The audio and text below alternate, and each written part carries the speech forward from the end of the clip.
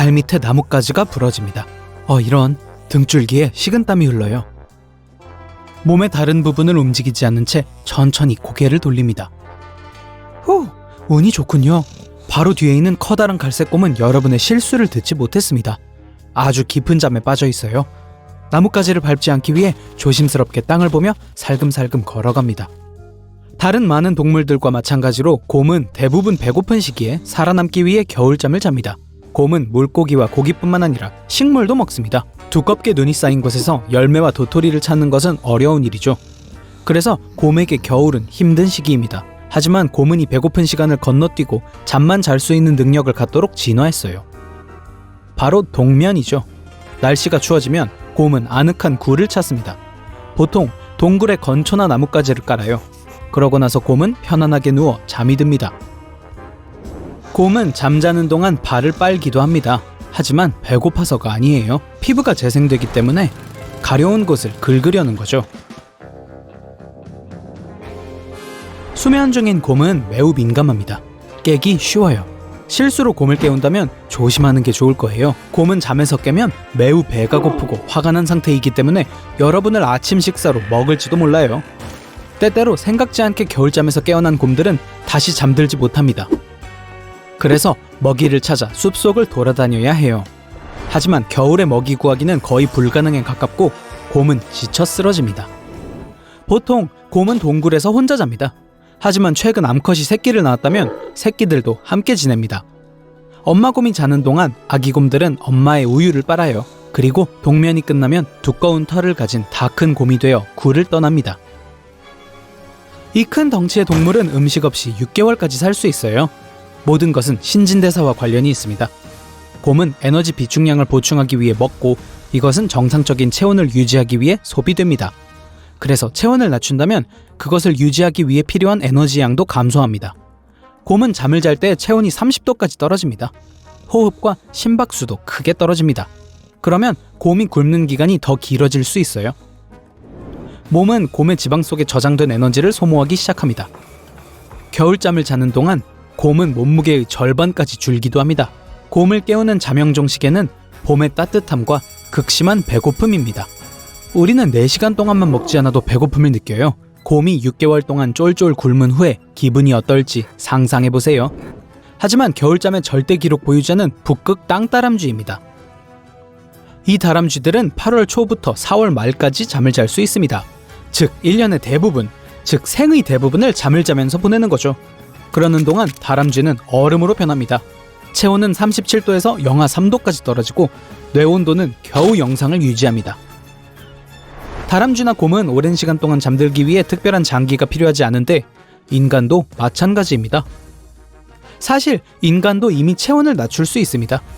보통 밤에 자는 동안에도 약간 떨어집니다.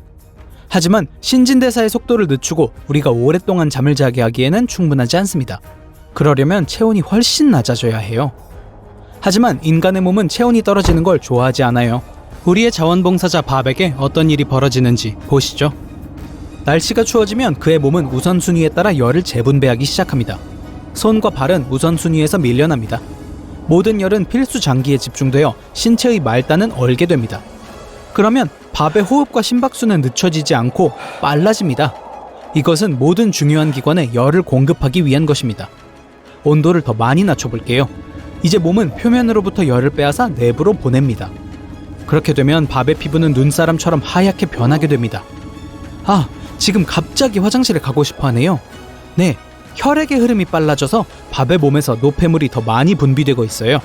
그래서 밥은 급하게 노폐물을 제거하고 싶어 해요. 온도가 그보다 더 내려갑니다. 이제 밥은 몸을 움직이기조차 힘듭니다. 왜냐하면 인간은 지방층이 얇거든요. 사람마다 정도의 차이가 있긴 하지만요. 인간의 보온 장비는 빈약한 편이에요. 추위가 근육에 영향을 끼쳐서 근육은 얼음 조각상처럼 얼어붙어요. 이제야 밥의 심박수가 느려지기 시작했어요. 하지만 이것이 너무 갑작스럽게 일어나는데 우리가 찾던 효과는 아니에요. 만약 우리가 계속해서 이 불쌍한 밥의 체온을 낮추면 그는 결국 의식을 잃을 것이고 내장은 기능을 멈추게 될 거예요. 좋아요, 이 정도면 됐어요. 히터를 트세요. 이 불쌍한 남자에게 따뜻한 옷, 차 한 잔, 그리고 수고에 대한 박수를 보내주세요.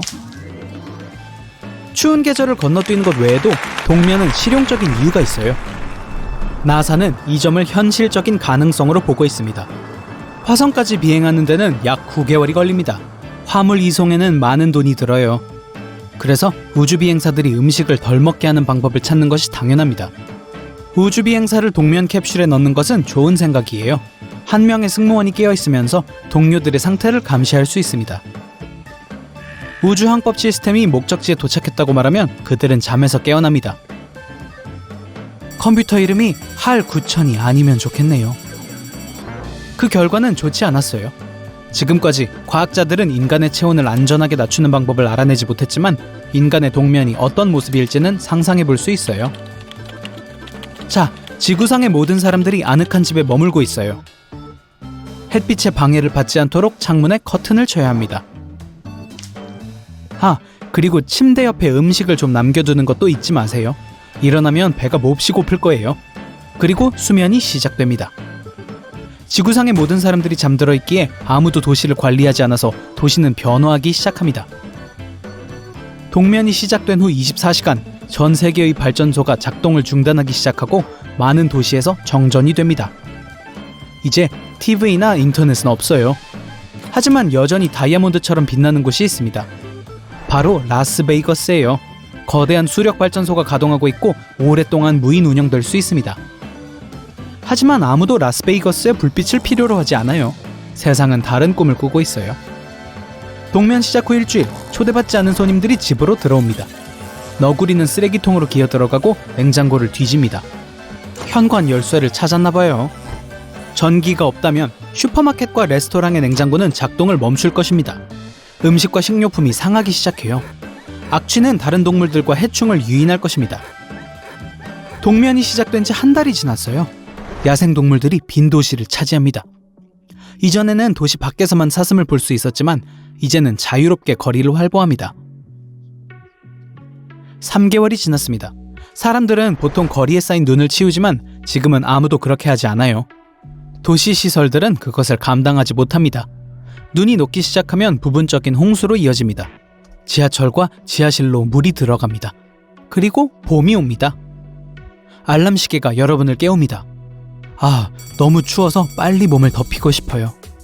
그 다음 하는 일은 일어나서 먹으려고 했던 음식을 찾는 것입니다. 3개월 사이에 상하지 않았으면 좋겠어요. 사람들은 집에서 나와 동면으로 인한 여파를 해결하기 시작합니다. 이미 텅 빈 거리를 누비는 데 익숙해진 동물들을 쫓아야 합니다. 그러고 나서 전기와 인터넷을 복구해야 합니다. 몇 주 후 우리 세계는 평상시의 모습으로 돌아오고 사람들은 1년 중 가장 싫어하는 계절을 건너뛸 수 있었다는 사실에 행복합니다. 우리 세상에 어떤 동물보다 더 오래 자고 싶어하는 사람들을 위한 방법이 있습니다. 사실 그건 미래로의 여행이에요. 편도 여행이고 그 방법은 몸을 냉동시키는 것입니다. 요즘 과학자들은 극도로 낮은 온도에서 여러분의 몸을 순식간에 얼릴 수 있습니다. 이런 종류의 냉동은 노화 과정을 멈추게 합니다. 그래서 얼어붙은 상태에서 여러분의 몸은 매우 오래 지속될 수 있습니다. 유일한 문제는 현재의 기술로는 몸이 깊이 얼었을 경우 크게 훼손된다는 사실입니다. 큰 문제예요. 할 수 있는 건 미래의 과학자들과 의사들에게 희망을 거는 것입니다. 앞으로 수년 안에 그들은 손상된 조직을 재생시켜서 얼어붙은 사람들을 다시 회생시킬 수 있을지도 몰라요. 1000년 후에 깨어나 날아다니는 자동차, 먼 우주여행, 그리고 인조인간이 함께 사는 경이로운 세상을 보게 된다고 상상해보세요.